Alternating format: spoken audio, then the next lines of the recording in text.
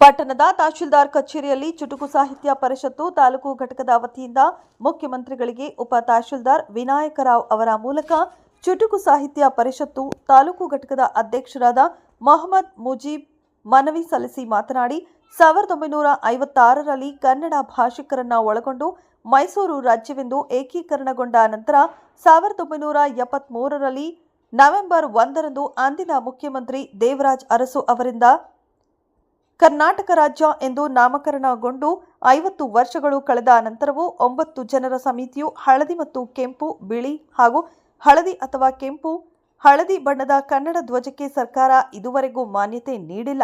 ನಾಡಿನ ಹಿರಿಯ ಸಾಹಿತಿಗಳು ಹಾಗೂ ಕನ್ನಡಪರ ಸಂಘಟನೆಗಳವರು ಕೂಡ ಪ್ರತ್ಯೇಕ ಕನ್ನಡ ಧ್ವಜಕ್ಕೆ ಒತ್ತಾಯಿಸಿದರು. ತಮ್ಮ ಅವಧಿಯಲ್ಲಿ ನಾಡ ಧ್ವಜಕ್ಕೆ ಮಾನ್ಯತೆ ನೀಡಬೇಕು ಎಂದು ಒತ್ತಾಯಿಸಿದರು.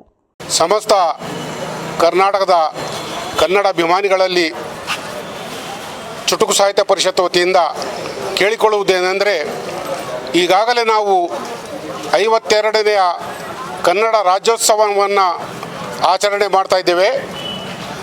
ನಮ್ಮ ಬೇಡಿಕೆ ಏನು ಅಂತಂದರೆ, ಇಲ್ಲಿಯವರೆಗೆ 50 ವರ್ಷ ಗತಿಸಿ 52ನೇ ವರ್ಷಕ್ಕೆ ಕಾಲಿಟ್ಟರೂ ಕೂಡ ಈ ನಮ್ಮ ಕನ್ನಡಿಗರಿಗೆ ಒಂದು ಸರ್ಕಾರದ ಮಾನ್ಯತೆ ಪಡೆದಿರುವಂಥ ಧ್ವಜ ಸರ್ಕಾರ ಇವತ್ತು ನಮಗೆ ಕೊಟ್ಟಿಲ್ಲ.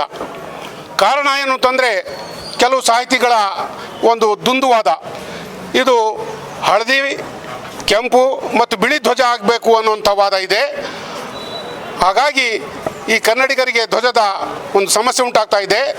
ಮಾನ್ಯ ಮುಖ್ಯಮಂತ್ರಿಗಳಲ್ಲಿ ನಾವು ಕೇಳಿಕೊಳ್ಳುವುದೇನೆಂದರೆ, ನಮಗೆ ಕೆಂಪು, ಹಳದಿ ಮತ್ತು ಬಿಳಿ ಧ್ವಜ ಆಗಲಿ ಅಥವಾ ಈಗಾಗಲೇ ನಾವು ಇಡೀ ಕರ್ನಾಟಕ ರಾಜ್ಯದಲ್ಲಿ ಸಾಹಿತ್ಯ ಸಮ್ಮೇಳನಗಳಲ್ಲಿ ಆಗಿರ್ಬೋದು, ಚುಟುಕು ಸಾಹಿತ್ಯ ಸಮ್ಮೇಳನಗಳಲ್ಲಿ ಆಗಿರ್ಬೋದು, ಈಗಾಗಲೇ ಹಳದಿ ಮತ್ತು ಕೆಂಪು ಧ್ವಜದ ಬಣ್ಣವನ್ನು ನಾವು ಭುವನೇಶ್ವರಿಯ ಮುತ್ತೈದೆಯ ಸಂಕೇತವೆಂದು ಭಾವಿಸಿಕೊಂಡು ಅಪ್ಪಿಕೊಂಡಿದ್ದೇವೆ.